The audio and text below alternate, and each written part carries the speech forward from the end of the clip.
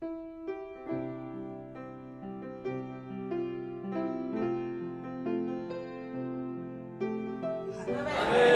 bacakan Bilangan 13 ayat 26 sampai 33.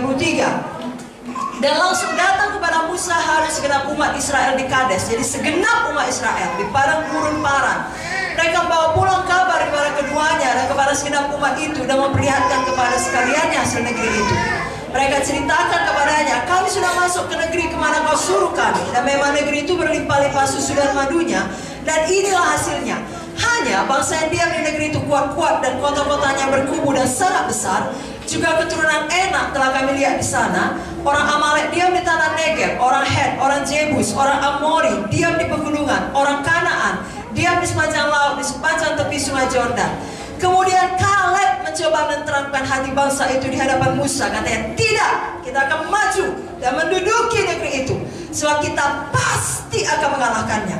Tapi orang-orang yang pergi ke sana bersama-sama dengan dia berkata, kita tidak dapat maju menyerang bangsa itu, karena mereka lebih kuat daripada kita.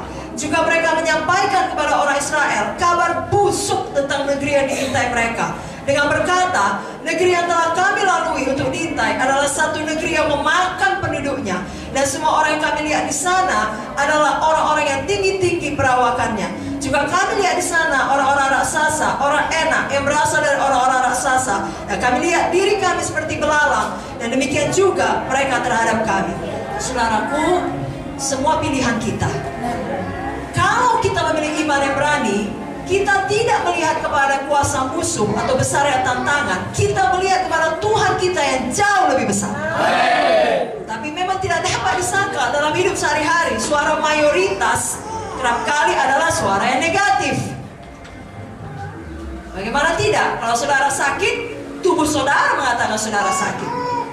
Keluarga saudara melihat saudara sakit. Dokter membuktikan saudara sakit. Mayoritas bukan?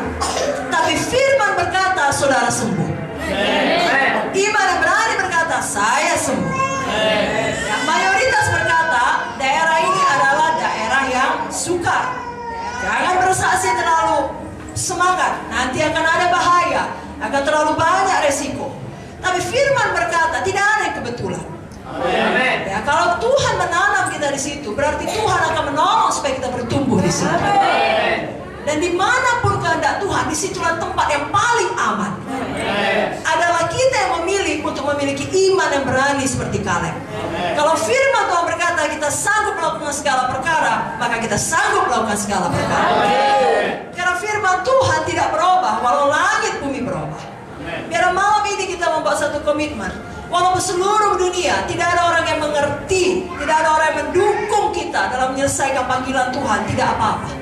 Asal kita memilih untuk tetap setia, untuk tetap maju di dalam panggilan Tuhan tersebut.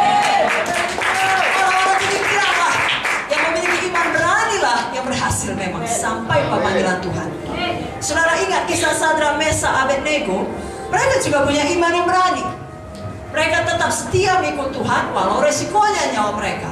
Dalam buku Daniel 3, saya baca ayat 17-18. Jika Allah yang kami puja sanggup melepaskan kami, maka ia akan melepaskan kami dari perapian yang menyala-nyala itu, dan dari dalam tanganmu ya Raja.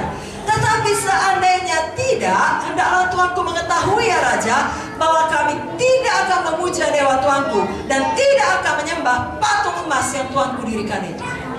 Kata lain, apapun dibilang, tetap ikut Tuhan. Bagi saudara, tetap melayani, tetap bersaksi, tetap menginjil, tetap memulihkan, tetap Yesus nomor satu. Amin, saudara. Dan Tuhan tidak pernah gagal, tidak pernah mempermalukan orang yang percaya kepadanya. Sama seperti kisah Sadrak, Mesak, Abednego dalam Daniel 3 ayat 27. Dan para wakil raja, para penguasa, para bupati, para menteri raja datang berkumpul. Mereka melihat bahwa tubuh orang-orang ini tidak mempan oleh api itu, bahwa rambut di kepala mereka tidak hangus, jubah mereka tidak berubah apa-apa, bahkan bau kebakaran pun tidak ada pada mereka. Lebih jauh daripada itu, raja sendiri melihat tadinya dimasukkan 3, sekarang ada 4. Dan yang keempat itu adalah Tuhan Yesus. Saudara punya iman yang berani masuk ke dalam dapur api penderitaan, semengerikan apapun, saudara akan keluar baik-baik saja. Dan Yesus Allah Immanuel, Dia menyertai saudara. Biarlah kita memiliki iman yang berani, saudaraku. Lalu Tuhan yang menyertai kita tidak akan pernah sekali-kali pun meninggalkan kita.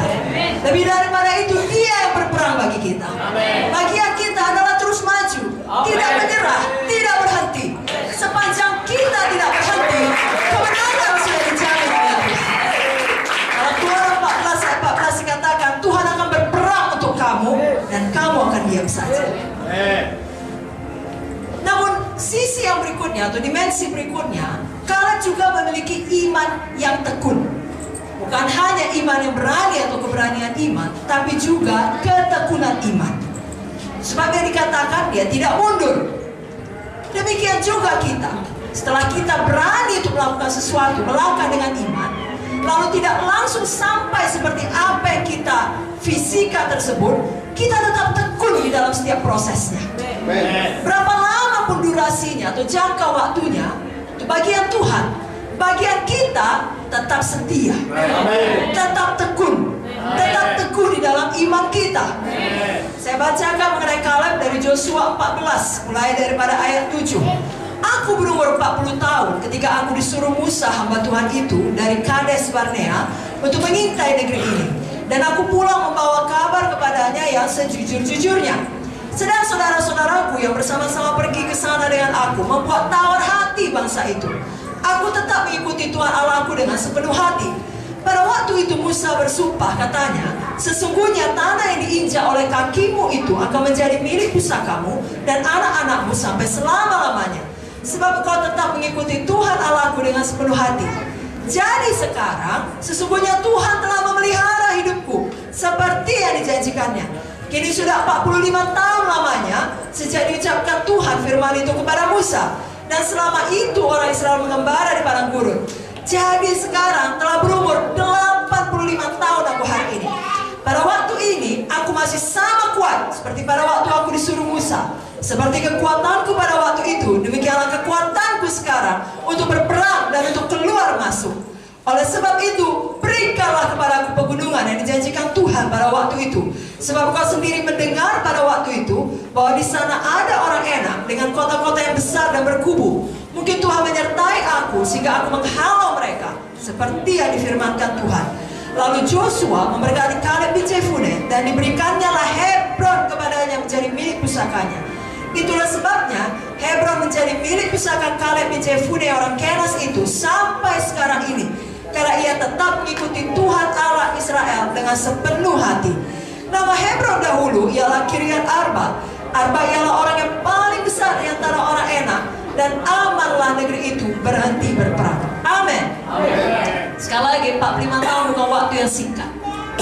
Tetapi Kaleb tetap tekun beriman. Ada banyak hamba Tuhan, ada banyak anak-anak Tuhan. Awalnya sangat panas. Tapi setelah beberapa tahun, setelah menghadapi testing waktu, setelah mengalami banyak keadaan-keadaan yang tidak baik dan mengecewakan, imannya padam. Kehidupan rohaninya juga ikut redup dan padam, meninggalkan pelayanan, bahkan meninggalkan Tuhan. Jangan ada kita satu pun yang demikian. Ya, kita tahu mengikut Tuhan tidak seperti lari jarak pendek, tapi seperti lari maraton. Orang-orang yang lari maraton dibutuhkan endurance, ketahanan, ketekunan, saudaraku. Sebabnya Roma 12 ayat 11 mengatakan, janganlah hendaknya kerajinanmu kendor. Biar rohmu menyala-nyala dan layanilah Tuhan.